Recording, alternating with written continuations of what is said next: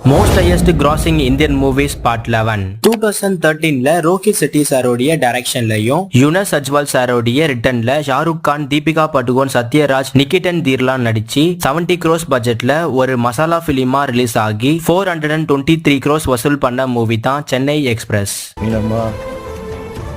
Don't underestimate the power of love.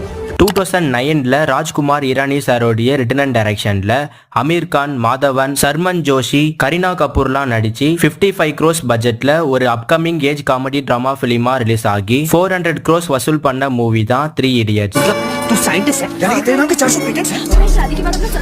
2018ல Rohit Shetty சாரோடைய டைரக்ஷன்லயும் யுனஸ் அஜ்வால் சாரோடைய ரிட்டன்ல ரன்வீர் சிங், சோனு சூட், சாரா அலி கான், அசுதோஷ் ராணாலாம் நடிச்சு 80 crores பட்ஜெட்ல ஒரு ஆக்ஷன் பிலிமா ரிலீஸ் ஆகி 400 crores வசூல் பண்ண மூவி தான் சிம்பா.